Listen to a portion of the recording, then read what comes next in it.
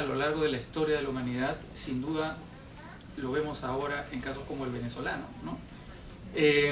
Pero no es una novela que critica a los diplomáticos. Los diplomáticos que yo conozco son en su gran mayoría grandes personas, personas muy cultas, personas de mundo, personas que dirigen bibliotecas nacionales, por ejemplo. Así que eso sí quería más o menos aclarar. Esta relación de contrapunto que Alejandro ha llamado en efecto, un contrapunto, es un contrapunto en la novela. Al principio, cuando uno empieza, son dos líneas que se van uniendo, ¿no? Uno va viendo dos recorridos que plantean ironías todo el tiempo. En efecto, el campo de concentración es un inicio muy duro, ¿no? El primer capítulo, los capítulos impares, que son los capítulos que siguen la vida de Madeleine en el campo de concentración, ingresas en este mundo difícil de respirar, de toda la narrativa de los campos, que estoy seguro que has leído, también te voy a preguntar sobre eso en algún momento. Y por otro lado, este hotel, ¿no? Lujoso, en donde un grupo de gente se resiste a pasar una Navidad, ¿no? Que no sea, que tuviera fiesta y pompa. Entonces, la novela empieza así, y es verdad. Este hombre culto, creo que ese fantasma oscuro de Raúl que lo traiciona, como tiene que ser en las novelas, esta corrección, ¿verdad? Mete la mano pues, a toda la gente, corre él como un loco calato por los pasadillos, un viejo loco delirante, y en verdad es el intelectual peruano, que como decía Raúl hace un rato, es el primero que pensó el Perú, o sea, el primero que pensó el Perú es en eso, en ese momento. La novela empieza ahí, lo cual es interesante justamente.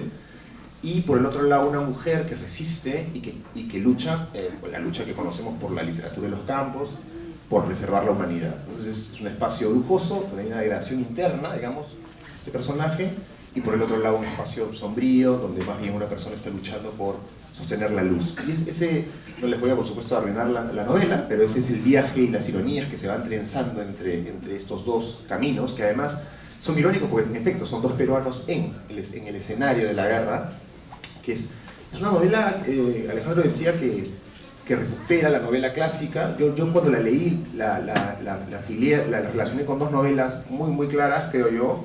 Una es inevitable, es Vargas Llosa, el último Vargas Llosa, el de El paraíso en otra esquina, dos historias, ¿no?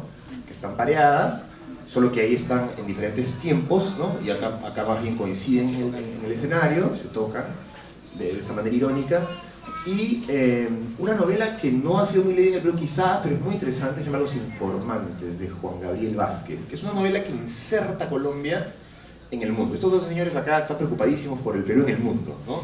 Todas sus novelas, Alejandro además tiene la costumbre, además de hacer todas las cosas que hace, es investigar dónde aparecen peruanos en las novelas de la literatura universal. Cuando encuentras un peruano, le escribes inmediatamente un correo, Alejandro, hay un peruano en la página tal, y inmediatamente lo ficha, ¿no? Y está haciendo su catálogo de peruanos, ¿no? Una bandera peruana, Capote se fuma un porro peruano, todo lo que sea Perú lo va registrando, ¿no? Particular, ¿verdad? Pero es bonita esa afiliación a esta novela, una novela que inserta al Perú, que es como no es una nota a pie, pero es justo una novela que intenta unir la historia peruana al mundo, ¿no? Por un lado, y por otro lado es una reflexión sobre la condición humana, ¿no? En este contrapunto. Es solo la ironía lo que sostiene estas dos historias al principio, pero mientras uno avanza en la novela, la ironía se vuelve un poco más literal, empiezan a haber hilos que unen estas historias de manera muy irónica. Justo usaron la calle al frente, esta persona conoce a la otra, se tocan estas historias. Yo quisiera saber cómo manejaste eso, porque es verdad que el contrapunto te da aire, luz y sombras, hombre, mujer, ¿no? Ideológicamente están separados, él justamente está en el asunto de las ideologías, se acerca al fascismo, Ribagüero también, ¿no? Y ella más bien está con Mariátegui, desde la izquierda. Entonces, justamente, ¿no? ¿Cómo fue esta hilación? Porque no has contado si las dos historias nacen juntas, si pasa lo que cuenta Vargas Llosa, que había pensado en Ferrer y Tristán toda su vida, pero esa novela no se lanzaba hasta que apareció Gauguin, y entonces la novela apareció. ¿Y cómo fue que las hilaste en el camino, en el tejido de la novela, ¿no? Sí, efectivamente yo creo que no podría haber existido el personaje de Francisco sin el personaje de Magdalena, porque ambos son complementarios, contradictorios, son personajes que se alimentan, que se enfrentan al mismo tiempo, que se contradicen también a lo largo de la novela.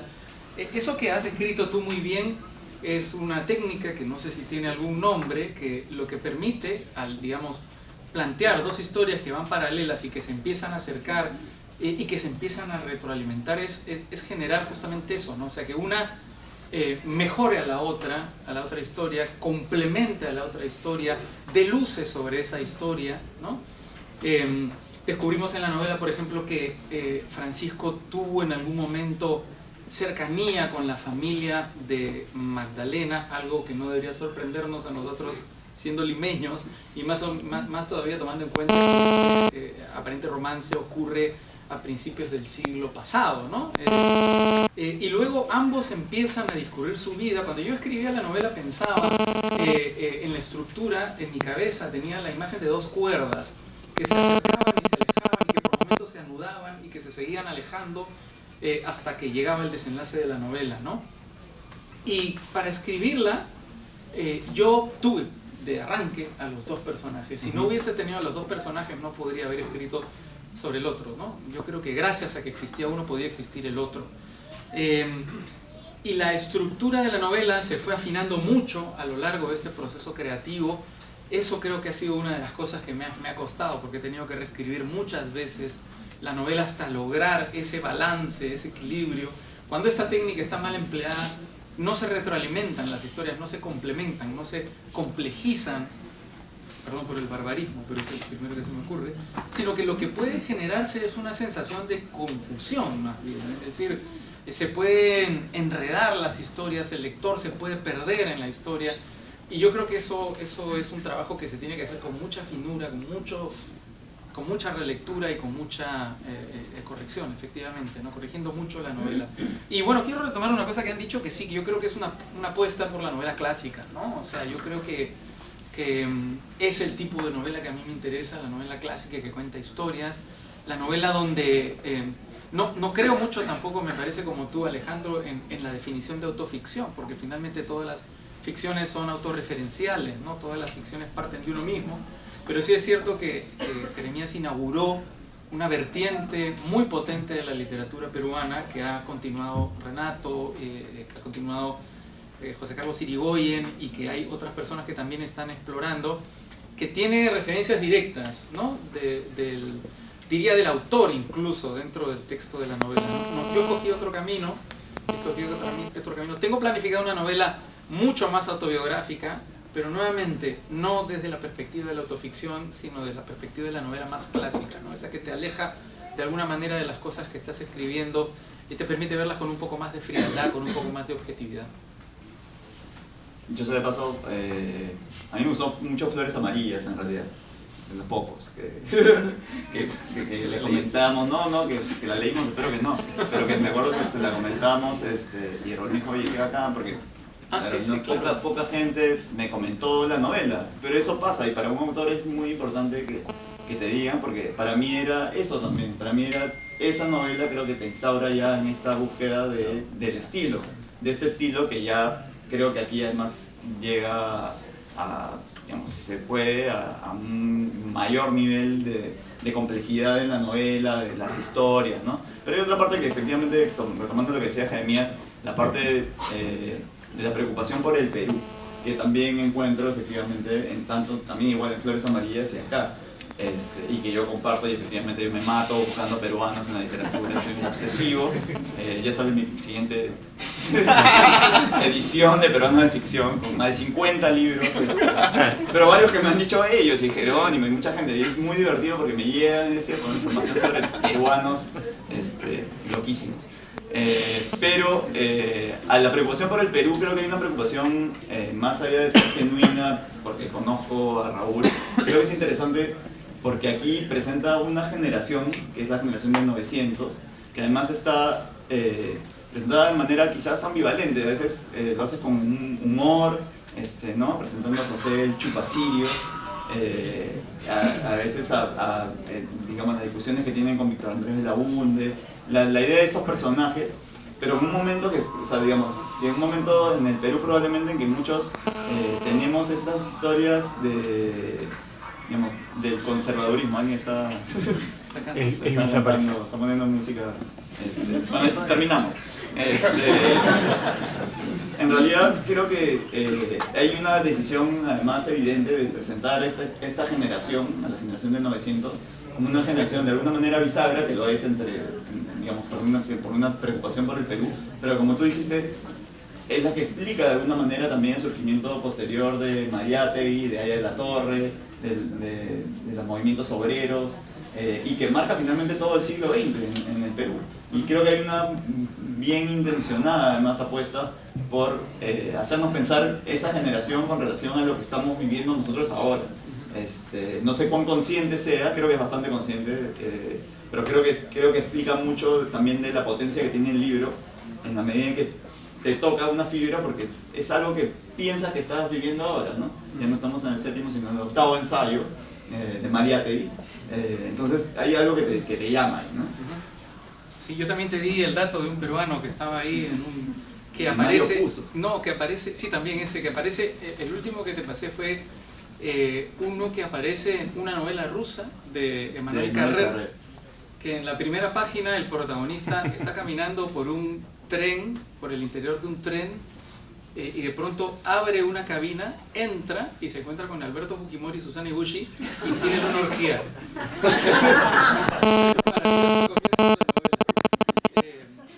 Es un sueño. Está en el libro. Sueño un poco...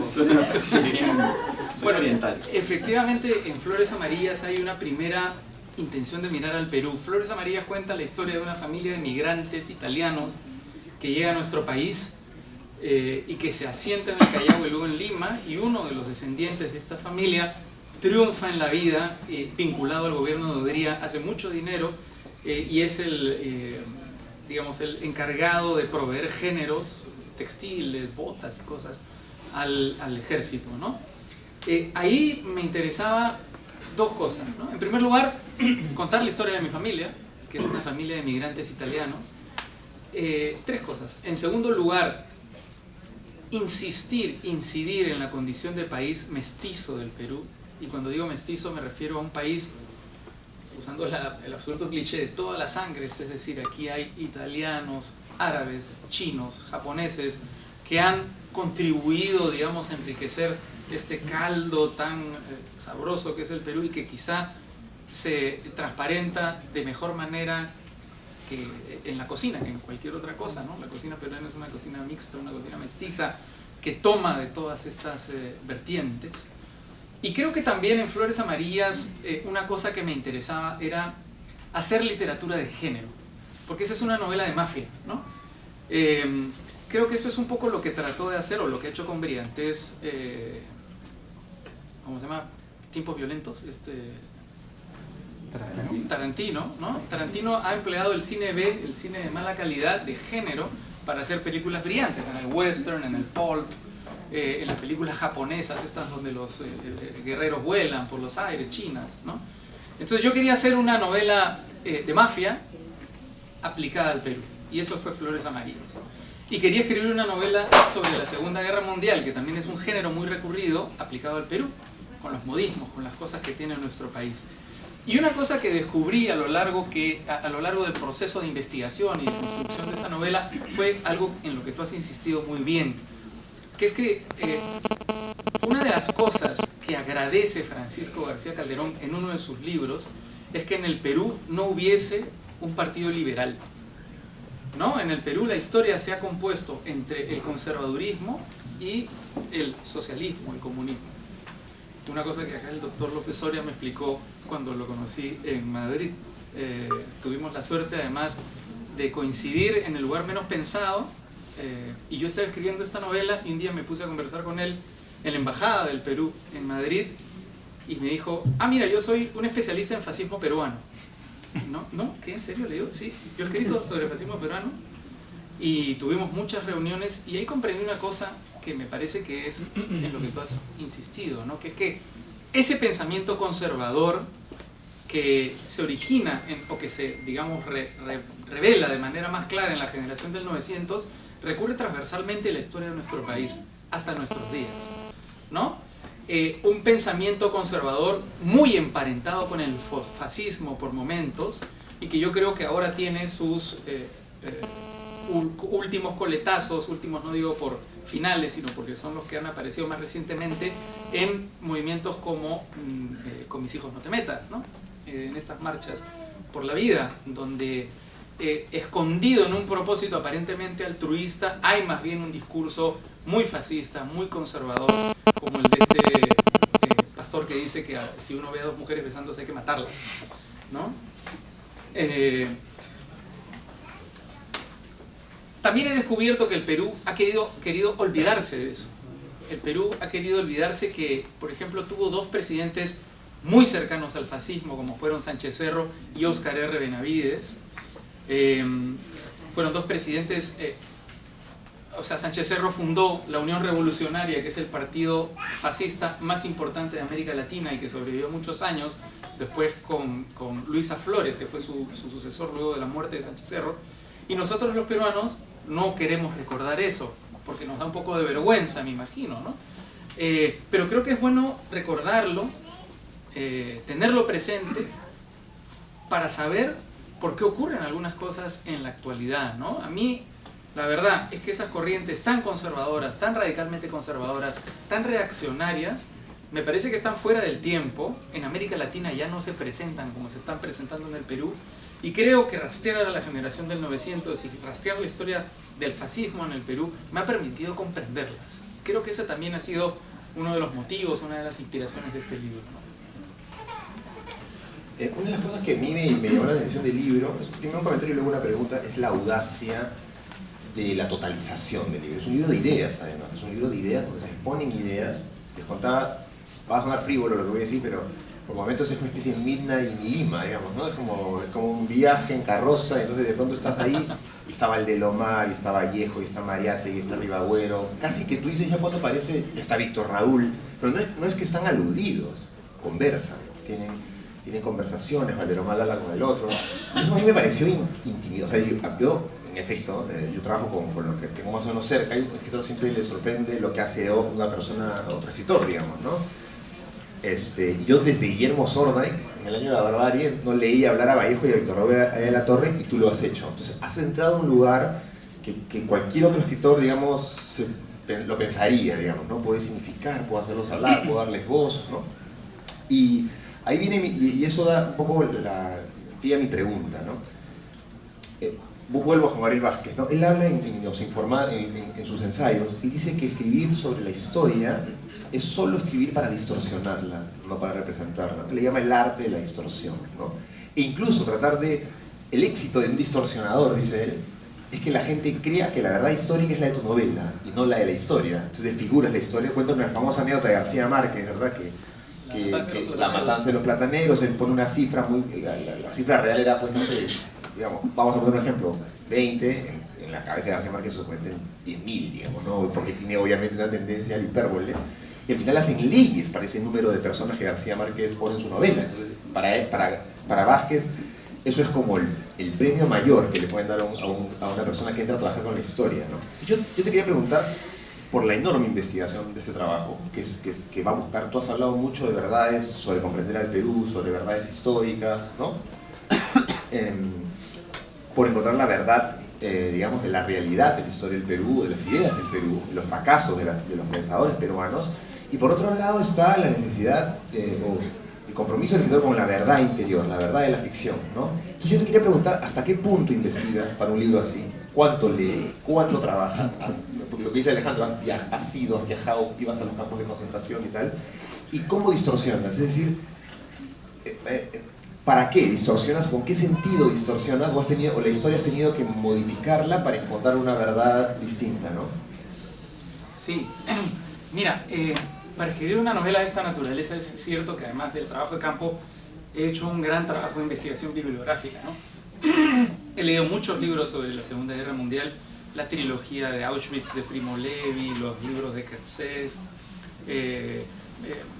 suite francesa, hay una enorme biografía y además es inabarcable, ¿no? Por todo lo que se ha escrito sobre la Segunda Guerra Mundial. Y yo comencé a escribir el libro cuando me sentí más o menos seguro sobre la información que tenía, cuando tenía mucha información fichada y más o menos cuando sabía qué es lo que iba a escribir. Porque cuando comencé la investigación es cierto que me abrumé en un momento por la dimensión del esfuerzo y porque nunca pensé que un personaje como Francisco García Calderón fuese tan grande, ¿no? Tuviese tanta importancia, tanta relevancia. De hecho, menciono también a su padre, que es otro héroe anónimo en la historia de nuestro país. Anónimo a pesar de haber sido presidente, ¿no? El presidente de la Magdalena, Francisco García Calderón, fue presidente durante la guerra con Chile y estuvo preso en Chile, deportado en Chile por no ceder territorio peruano, ¿no? Poco se recuerda de García Calderón, ahora lo dije en la entrevista en RPP, ni siquiera está en el panteón de los héroes de la guerra del Pacífico, y es probablemente quien mejor encarna el espíritu de resistencia del Perú, ¿no? Pero cuando uno hace una investigación de esta naturaleza, creo que la hace para saber sobre qué va a escribir, pero también sobre qué va a mentir. Es decir, para mentir con conocimiento de causa, ¿no? Gracias a esta investigación, yo he podido retorcer algunos hechos de la historia que quizá puedan pasar desapercibidos, pero que lo he hecho conscientemente. Por ejemplo, hay una escena absolutamente horrible en la ocupación francesa, que es la redada del velódromo de invierno. Los niños y los ancianos y las mujeres judías fueron detenidas por la policía francesa y fueron encerradas en este estadio de ciclismo, el velódromo, y se las retuvo ahí durante semanas en las peores condiciones y fueron muriendo por enfermedades y luego enviadas a los campos de concentración. Ese episodio ocurre después que Pearl Harbor, pero para la historia a mí me convenía que Pearl Harbor ocurriera antes. Entonces simplemente trastoqué la historia con absoluto descaro, como lo hace el propio Tarantino al final de Bastardos sin Gloria cuando mata a Hitler, ¿no? Entonces, la investigación yo creo que me sirve para eso. Creo que hay una especie de estructura invisible de información detrás de este libro. Probablemente es más la información que no incluí en el libro que la información que está incluida en el libro, pero siento que lo que no incluí en el libro funciona como un sustento, eso, la estructura invisible a la que me refiero, ¿no? Eso yo creo que funciona en la medida que una novela es verosímil, ¿no? O sea, si has conseguido construir una historia interna dentro de la novela que persuada al lector, no importa las licencias que te tomes, la historia, por más que sea una mentira, y una mentira flagrante puede ser creída como una gran verdad. Tú has mencionado algún caso, pero yo tengo que mencionar casos emblemáticos en la historia de la literatura humana como Guerra y Paz. O sea, Tolstoy cuenta como quiere las guerras napoleónicas, o Los Miserables, ¿no? Donde Víctor Hugo se toma grandes licencias para contar episodios, digamos, de las barricadas francesas, ¿no? De las revoluciones francesas. Y creo además que aquí detrás de este libro efectivamente hay una preocupación por el Perú, pero como suele ocurrir con las novelas, como dice Cercas que ocurre con las novelas que a él le interesan y que me interesan a mí, lo que plantea esta novela no es una respuesta, sino una gran pregunta, ¿no?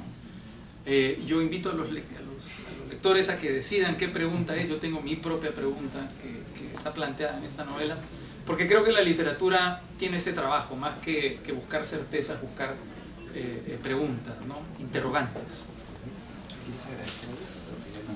No saben si... Bueno, yo quería aprovechar rápidamente para agradecer a las personas que han contribuido en la construcción de esta novela tan ambiciosa, que no hubiese podido terminar sin su ayuda, ¿no? En primer lugar, Hugo Coya, que felizmente ha venido el día de hoy, que gracias Hugo por venir y por escribir ese libro magnífico que es Estación Final, donde gracias a una gran investigación periodística revelas por fin algo que había estado oculto tanto tiempo, ¿no? La situación de los peruanos durante la Segunda Guerra Mundial, muchos de ellos en campos de concentración. Sé que los continúan Los Secretos de Elvira, una novela sobre una espía peruana en la Segunda Guerra Mundial. Quería, por supuesto, agradecer al doctor López Soria por esas grandes conversaciones ahí en Madrid, por su presencia aquí también. Yo no habría podido escribir esta novela sin conocer, sin tener su contrapunto intelectual, sin conocer la historia de la filosofía peruana a través de sus ojos, la historia del fascismo peruano a través de sus ojos, y de no conocer algunos, y si no hubiese conocido algunos datos centrales de la historia de la filosofía peruana que él me dio, no habría estado esta novela completa, creo. Quiero agradecer a toda la gente que estuvo conmigo en Madrid también, a mi familia empleada madrileña. Durante 4 años yo viví allí dedicado en cuerpo y alma a escribir esta novela, y estas personas me cuidaron, me alimentaron, me trataron muy bien, con mucho cariño. Quiero agradecer a mis 2 estupendos presentadores, que son además 2 grandes amigos y 2 magníficos escritores.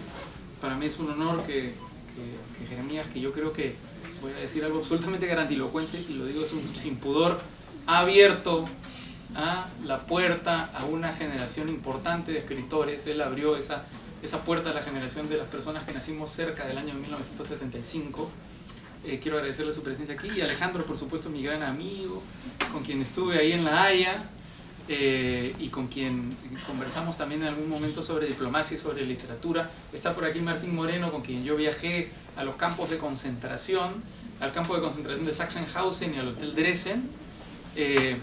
Estábamos en Berlín y descubrimos que era más rápido ir desde La Haya a los campos de concentración. Eso fue lo que hicimos por tierra. Quiero agradecer a Jerónimo Pimentel por su guía en las últimas semanas de construcción de esta novela. Creo que su ojo crítico y las cosas que eliminó de la novela le permitieron un mejor vuelo.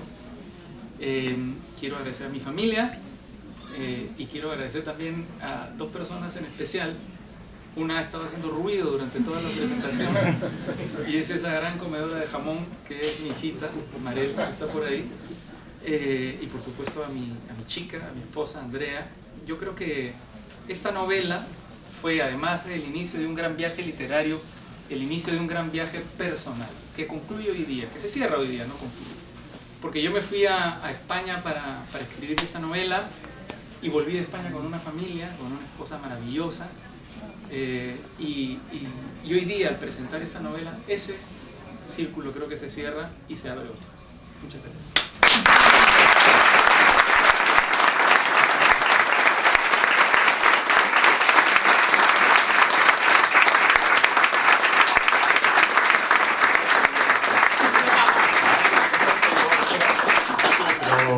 Solo agradecer, Raúl, por tus palabras, Jeremías, Alejandro, han sido magníficos.